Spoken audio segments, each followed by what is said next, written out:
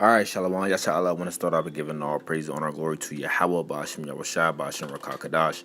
Double honors to the apostles and elders of Great Millstone.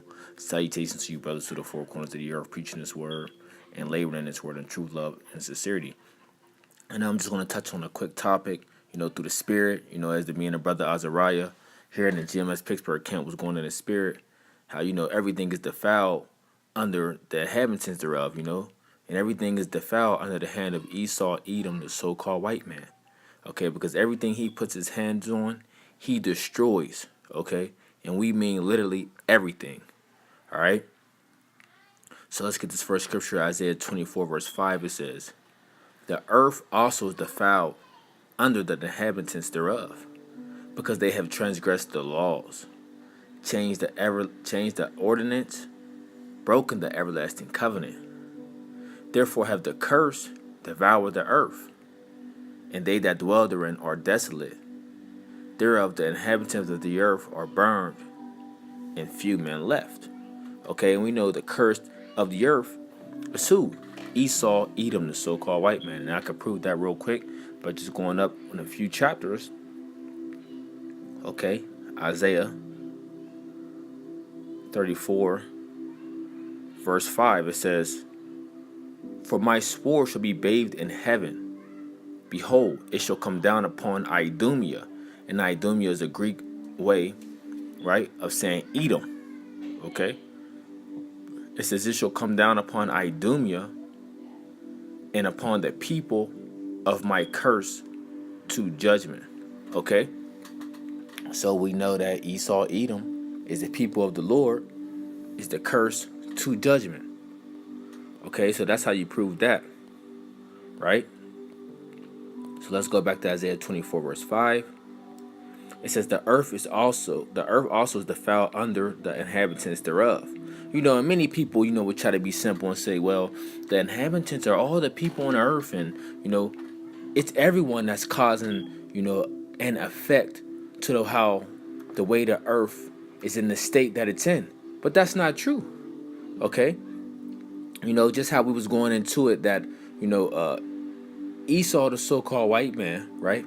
He rules the earth right now. The earth is given into his hands, so everything is under his control, right? Everything is in his power. So he is able, to control things on the earth and, destroy things and make things better, and him being the wicked, we know that he is the destroyer, okay?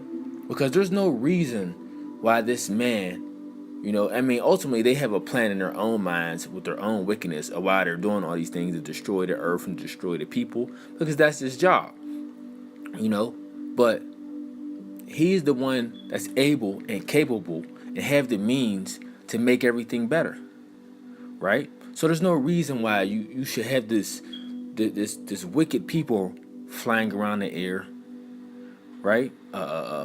Polluting people, getting them sick with the chemtrails, which is barium and aluminum, and all the other madness that they got scattering, through people's cities, which destroys people's immune system and falls down and ruins people's crops, land, or whatever that may be in the air, right? Killing the fowls of the air with the things that he's spreading, and all the other madness that he's spraying the air daily, multiple times a day.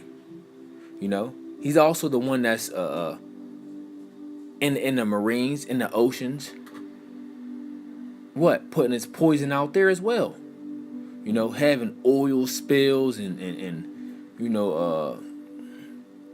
doing all his military assignments and things like that. All that goes back to destroying the life in the marinas, okay? Taking different things out of the sea and out of the land, which supposed to naturally be there to help, that part of the land, and not only for research, but his own wicked benefit, And who knows why Esau does a lot of these things, all right? Maybe just because he's the devil, okay? So let's go back to it. It says, the earth is also defiled under the inhabitants thereof, because they have transgressed the laws. What laws? The laws of the Holy Bible. Okay, because the laws are, a guideline of how things are supposed to be done. Okay, but yet he sets up his own wicked decrees and his own wicked laws. Which, did that help make the earth any better, or did it help make the people any earth better by any way, shape, or form? No, it did not. But following the ways of the Holy Bible, that's what make things better. Making the Bible the law of the land, that's what make things better, man. And that's why we're waiting for the kingdom. Because in the kingdom, yes, the Israelites will be ruling over all you heathen, which are all you other nations outside of the children of Israel. And y'all going to follow the ways of Yahweh Bashim Yahushua, man. Okay? It says, change the ordinance, broken the everlasting covenant. Okay, so let's get this real fast before we get any farther. It's the book of Job 9, verse 24. And it reads, it says, the earth is given into the hand of the wicked. He covereth the faces of the judges thereof. If not, where? And who is he? Alright, so the earth has been given into Esau, Edom, the so-called white man's hand, because he is the wicked. He is the border of wickedness. Right? And he covered the faces of the judges thereof. We know ultimately, the judge is the Heavenly Father, Yahweh, and his only begotten Son, Yahweh Shah. Which trickle down, and goes to who? The prophets, the disciples, the men of the Lord, the angels, right? He covered the faces in the judges. And it says, if not, where and who is he? If it's not Esau, Edom that did this, to cover the faces of the judges thereof, to make everything like unto him, the people of the Holy Bible like unto himself, who else would it be? Because the Arabs didn't do it. The Chinese didn't do it. The Africans and the Japanese didn't do it. Slovakia didn't do it. So who would it be if it's not Esau, Edom? Which we know it is Esau, Edom. Okay? So, without further ado, let's get one more scripture. Let's get Jeremiah 12, verse 4. And I got a few articles I want to go in and want to read, if that be the Lord's will, just to show you, under the hands of this devil, just a couple examples under the hands of this devil, how he's destroying the earth. Jeremiah 12, verse 4 says, how long shall the land mourn, and the herbs of every field wither? For the wickedness of them that dwell therein, the beasts are consumed, and the birds, because they said, he shall not see our last end. All right, so I got a few articles I want to go on, Lord will, and I hope you brothers, can continue to be edified, just to show you how this devil rolls. Okay, so let's go to this first one. This is one of nrp.org. I believe it's going to break it down and show you what that actually stands for. But let's get into the article. It says the U.S. puts bumblebee on the endangered species list for first time, and this is January 11, 2017. So fairly new. So the U.S. Fish and Wildlife Service has designated the rusty-patched bumblebee an endangered species, the first such designation for the bumblebee and for a bee species in the continental U.S. The protected status, which goes into effect on February 10th, includes requirements for federal protections and the development of a recovery plan. It also means that the states with habitats for this species are eligible for federal funds. Today's endangered species listing is the best and probably last. Hope for the recovery of the rusty-patched bumblebee. NRDC Senior Attorney Rebecca Riley said in a statement from Xerxes Society, which advocates for invertebrates, bumblebees are dying off, vanishing from our farms, gardens, and parks, where they were once found in great numbers. And this is very true. Even growing up over the years, I started to see less of bee activity. Okay? It says large parts of the eastern and midwestern United States were once crawling with these bees, Bombus and Finis, but the bees have suffered a dramatic decline in the last 2 decades due to habitat loss and degradation, along with pathogens and pesticides. Indeed, bee was found in 31 states and Canadian provinces before the mid to late 1990s, according to the final rule published in the Federal Register. But since 2000, it has been reported in only 13 states in Ontario, Canada. It has seen an 88% decline in the number of populations and an 87% loss in the amount of territory it inhabits. Okay, so as I just mentioned in here, just a brief touch on this article is showing you that there's a decline of seeing the different bees to the point where they were put on the endangered species list. Okay, and if you want to read this article, you can go to the NPR.org. Okay, or just type in the bumblebees on the endangered species list. And I want to try to make this quick, so I'm just gonna try to scan through them real quick and get the point. And, put it out there for you brothers, and sisters that's listening out there to look it up. So we also touched on this at camp about the coral reefs dying, right? And this is off Business Insider. It says the terrible things that would happen if all the coral reefs died off. We currently facing the worst bleaching of coral reefs ever known in history, but what would happen if all the coral reefs died off? We've already lost 50% of the world's coral, and we're at the risk of losing even more. If the world lost all its coral reefs, the results would be dire. Following a transcript of a video, what would happen if all the coral reefs died off? Coral reefs are filled with a colorful ocean life, but they're in danger of dying off. The planet has already lost 50% of its coral in the last 30 years. If the rest go, the consequences will be dire. Sea life has the most to lose. Coral reefs cover less than 1% of the ocean floor, but they provide an essential ecosystem for a quarter of all marine life.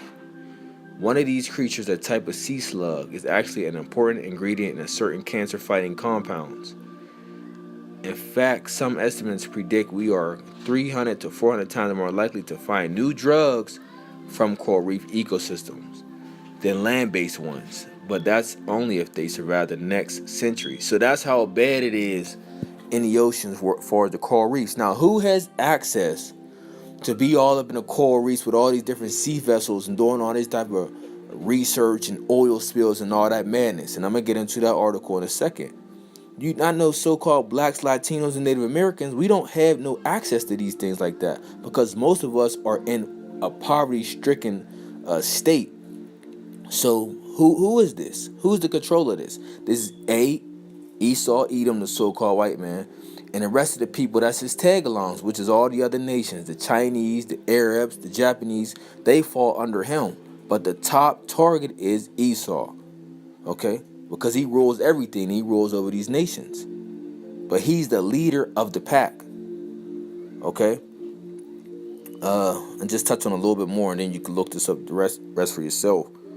It says, in addition to breakthrough medicines, over 500 million people depend on these reefs for food and work. So we're already, and this is, when was this article done? This is, April 2018. All right, so, and most of the times they only tell us half of what's true. So it already told us we're at 50%, so we might be at 70. You never know, we might be at 70, but we're just showing you how bad that with this devil ruling on the earth, that look how bad the earth has got. Look how bad in the condition of the people is. You see? Just try to get a main point, and I'll go to the next article. It says, without reefs, billions of sea life species would suffer. Millions of people would lose their most significant food source, and economies would take a major hit. You see? So that's the point. Okay? You see what I'm talking about as far as the scriptures I read. And who's going to suffer behind that? The people's going to suffer. It's going to be a lack of food. It's going to be a famine. Right? And also what? We know the sea life and the animals and all these different things. They're all in a suffering state right now while this devil is ruling. So, all right, so let's get into this one. Let's get into the oil spills. And the oil spills is something that they rarely talk about, you know. I mean, they got whistleblowers and alternative media where you can find these different articles about the different oil spills that's happening, you know, all throughout the oceans. But this is nothing that they will speak on your regular channels. All right, so let's touch on this article. This is the offshoretechnology.com, right? And this is from August 2018. This says the 5 biggest oil spills offshore, lessons to learn.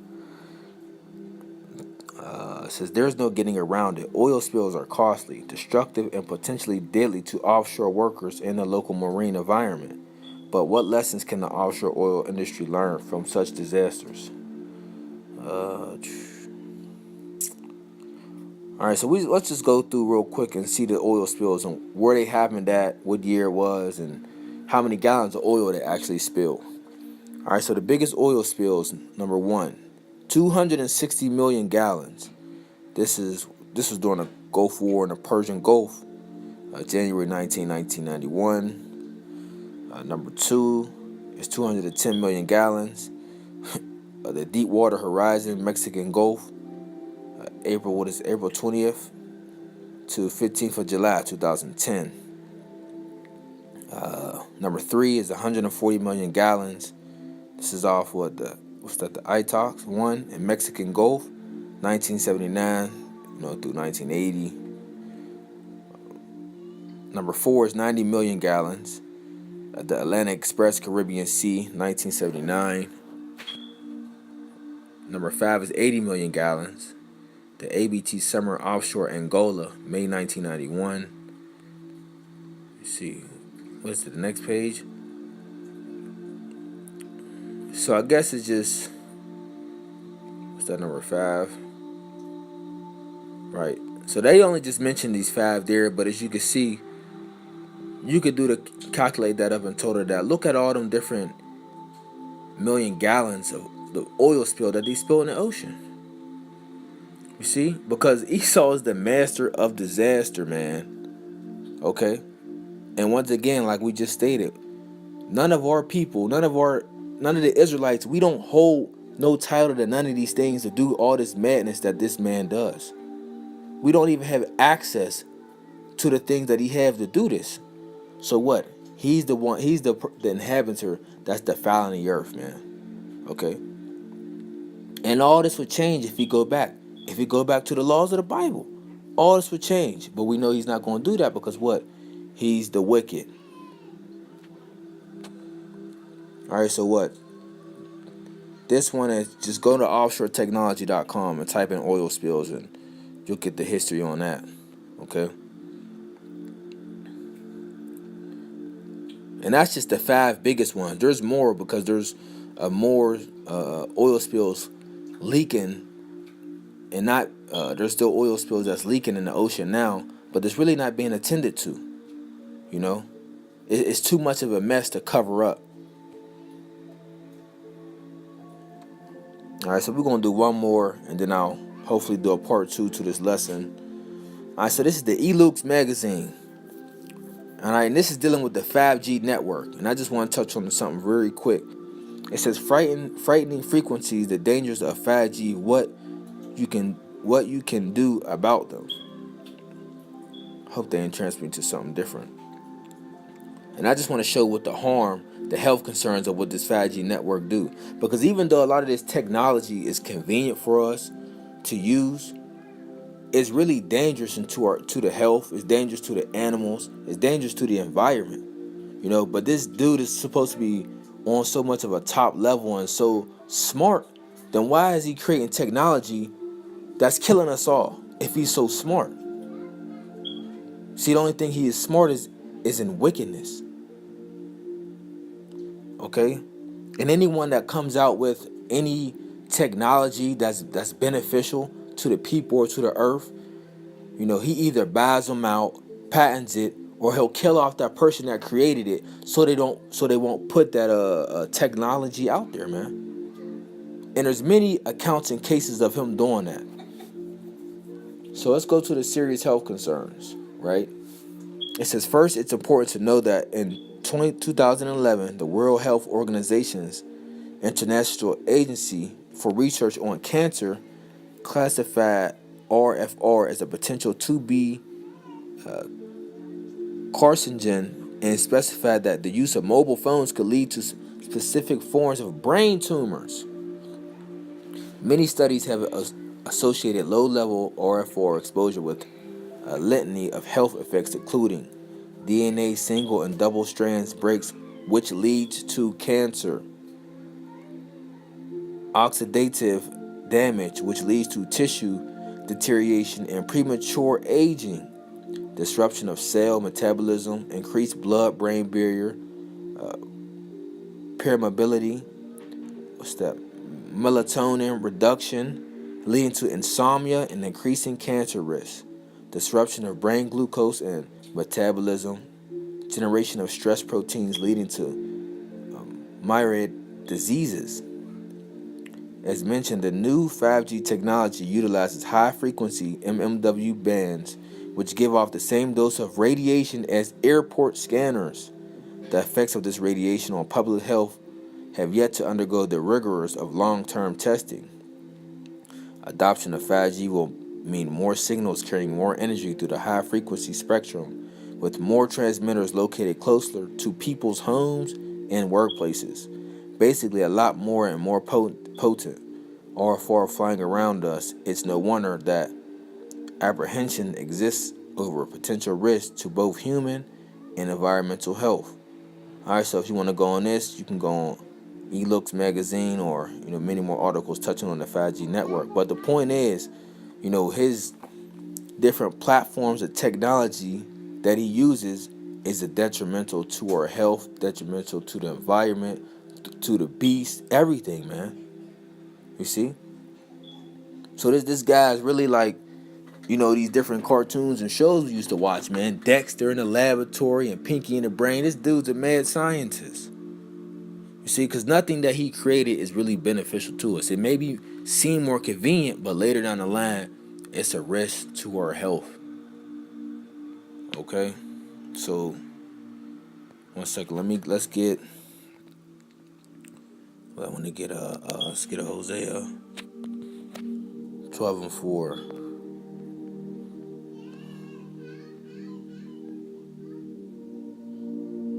What is it? No, it's Hosea 4:3. Alright, it says, therefore shall the land mourn, and everyone that dwelleth therein shall languish, with the beasts of the field and with the fowls of heaven. Yea, the fishes of the sea also shall be shaken away. And this is what you see, man. Because ultimately when you go into all these different things, all these different articles, as I just went into, it just tells you that it destroys what? It destroys the people, it destroys the land, and it destroys everything around it. So going back into this, right, Isaiah 24, verse 5, right, it says, the earth also is defiled under the inhabitants thereof, because they transgressed the laws and changed the ordinance, broken the everlasting covenant. So if someone try to turn around and say, well, the inhabitants mean everyone on the earth. We all have a partake in destroying the earth. No. You so-called white people is the leaders of that, man. And not you low-level Edomites. We talking about you elites. You billionaire banking families, man. Okay, y'all are the leaders of that. Y'all control all the aspects of what's going on through the earth, man. Because all the other nations look and bow down to you, which you can still see they so slowly breaking away from you and doing their own thing, which is prophecy, but the point still stands is, hey, everything is defiled under your rulership. Let's get this real fast. We can get one more. All right, let's get Proverbs 29:2. It says, when the righteous are in authority, the people rejoice. And that's how we know the righteous people, the Israelites, we're not in authority, because the people on the earth, they're not rejoicing. Everyone's in a a poverty-stricken estate. Everyone is going through something. You know, everybody is just totally jacked up. You know, all these different countries and different lands, you know, they're all just, they're defeated, man. You know, and that's why another reason why they're crying out, because they know when we take rulership, then everything is going to get put back in its proper order. Right? So it says, when the righteous are in authority, the people rejoice. But when the wicked bear rule, the people mourn. And everybody on the earth is in some mourning type of state. Okay?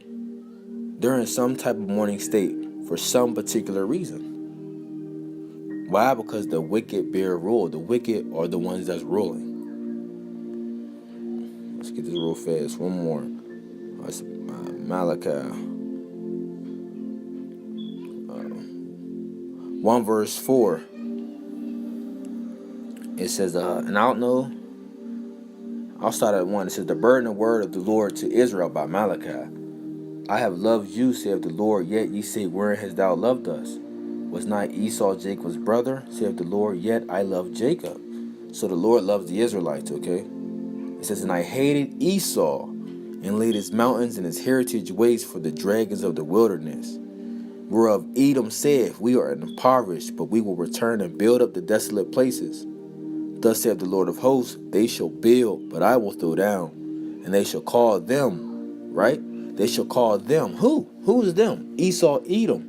This is a group and a nation of people, right? And I shall call them the border of wickedness, and a people against whom the Lord have indignation forever. So righteous anger against these particular group of people forever. And you could just see the things that they're doing.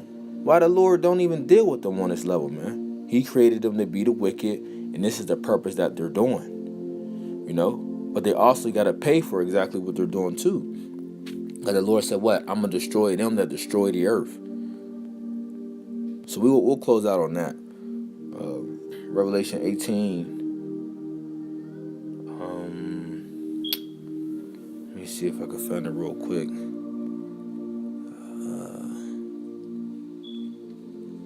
Let me see. Destroy them. And bear with me real quick.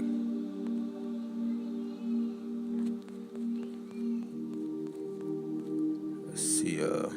Here we go. Revelation 11. Slocky, hold on. Yeah, Revelation 11 verse 18. It says, and the nations were angry, and thy wrath is come in the time of the dead, that they should be judged, and thou shouldest give reward unto thy servants, the prophets, and to the saints, and to them that fear thy name, small and great, and shouldest destroy them which destroy the earth. So I just went through, you know, a couple examples, right, showing you how this man is destroying the earth. And this is not even the tip of the iceberg, man. You know, I just went through a couple articles, man. And if you want to go to the articles and see the different examples, how he's destroying everything on earth, it'd take you months, years. Because this devils just have done so much. You know, you can't even keep up with it. You know, and this is just the knowledge that's coming out of how much we know. Just imagine how much we don't know that he's actually doing. You see, hey, but that's the point. You know, you devils is going to be destroyed for all the wickedness that you're doing upon the earth, man. Okay?